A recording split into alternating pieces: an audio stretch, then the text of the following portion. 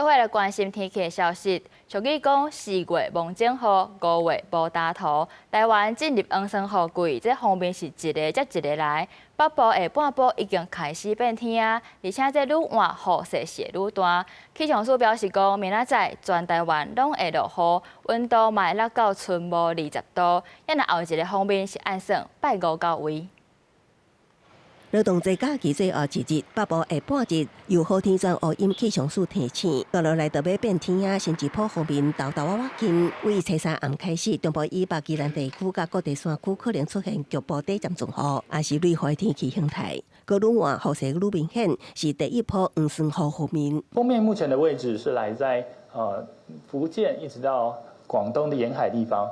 那这道锋面预计到今天晚上之后，会慢慢的影响通过台湾哦。那到了明天，整个影响之下，各地降雨都是比较明显一些的。气象署预告，为拜一开始，锋面通过，加上台北季风增强，全台落雨搁降温，北部高温达到22度左右，甚至可能出现18、19度低温。一直到拜三、拜四天气回稳，要过到拜5、拜6，搁有后一道锋面通过，加上台北季风增强，落雨范围可及中部以北甲东北部地区。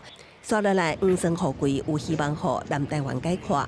这历史观察，到初三下昼，中部北部像新竹宝山第二水库跳水率回升到75%，丽鱼潭水库有48%，德基水库有75%。反过来看南部，南潭水库有23%，闸门水库只有13%，南化水库也只有35%。